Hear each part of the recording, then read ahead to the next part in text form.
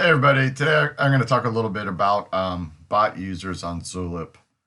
The first thing that I want to emphasize is that when you are dealing with human users on Zulip, there's no guarantee that that actual user is a human. It could be somebody that signed in for a human user account and is running some kind of program, automated program using the Zulip API to pose as a human. And you have to be cautious about that on Zulip, just like you would have to be cautious about that on Twitter or Facebook or really almost any social media kind of platform.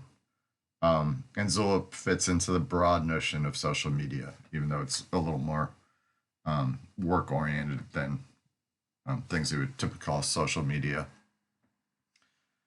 So you do need to be careful, and you do need to always be aware that if a human user is acting in a non-human way, that you might actually be talking to an automated program.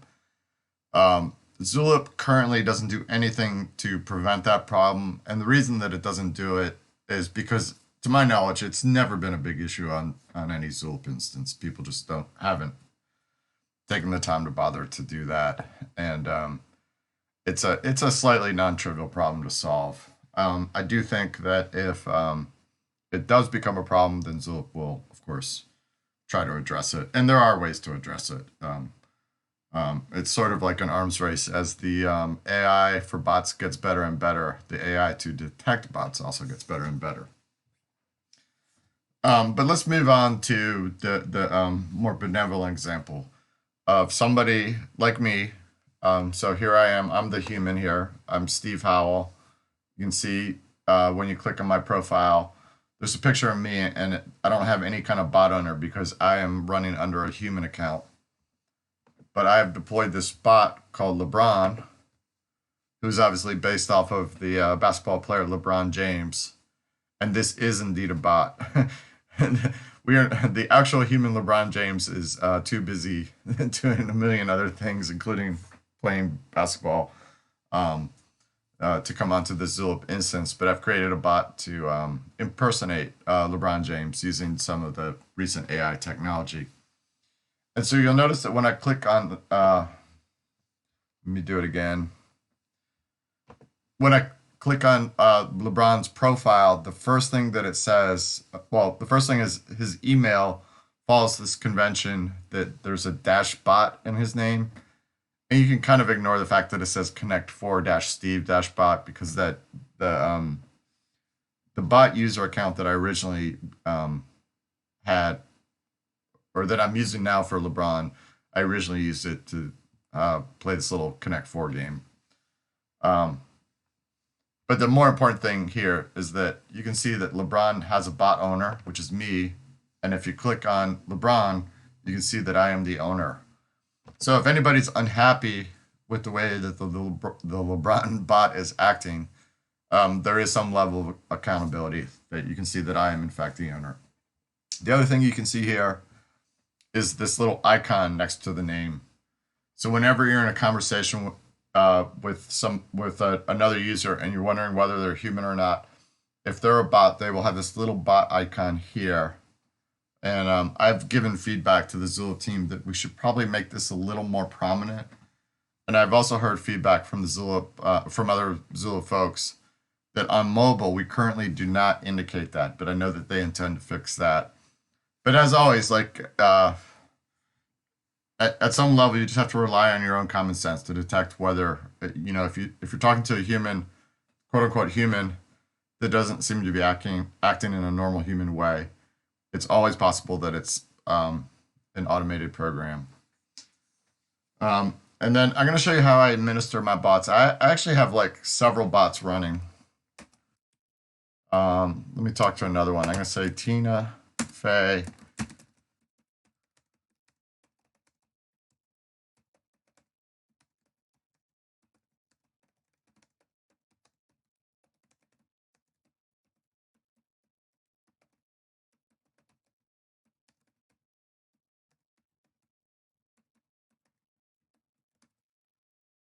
So I sent a message to Tina, and the Tina Fey program is running what's called a large language model, but it's like the recent AI technology. Um, my bot basically uses some AI technology to generate a response as if Tina Fey were answering the question. And it seems pretty good, like based on what I've seen of Tina Fey. But to say that she would like Seinfeld seems pretty apparent to me because she's kind of a comedic actress and TV producer and so on. So let me show you how I administer my bots.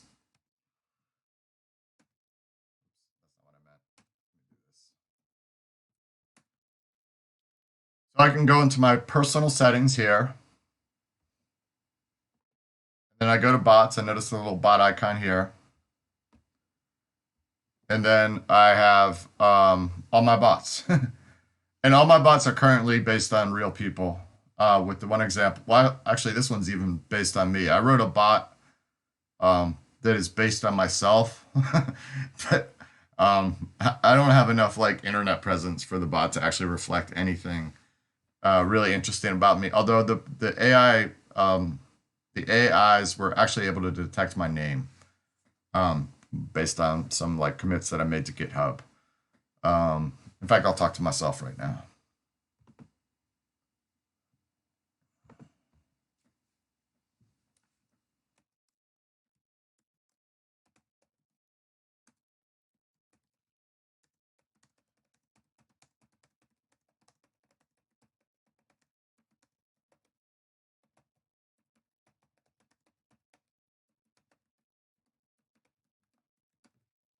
So I'm asking the shall committer bot what the name is, what my favorite programming language is, and I say that my name is Steve Howell and my favorite programming language is Python, which is pretty accurate. And I love Python's clean syntax and wide range of libraries that make it so versatile. Like I don't think I would ever say that last set of words. I don't disagree with it. It's just not like phrasing that would come out of my mouth. But anyway, let me go back to here. So yeah, I have all of these bots, and so I can do things like edit them. Virat Kohli is a cricket player from India, and so I can like change his avatar, for example. I could change his name. Um, and then the other thing I can do is this little download icon allows me to download the Zulip RC file. And the Zulip RC file is just a configuration file that allows you to run the bot. You can see here also that I have all these API keys. I'm not really concerned about people seeing these on YouTube. They're probably going to change by the time you see this video. And it's if somebody really wanted to steal my API key for one of these bots, I think it would be detected pretty quickly and the account would be deactivated. So I'm not super concerned there. All right. I guess that's it for now. I guess the main takeaways are that you do have to be careful.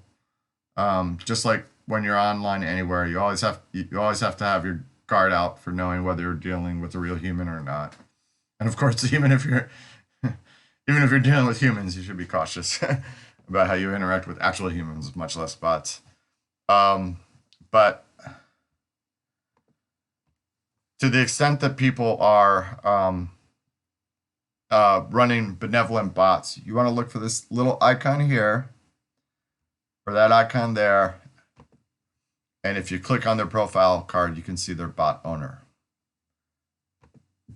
And that's me for Tina Fey. All right. Thanks for listening. Hope you enjoyed this. Bye.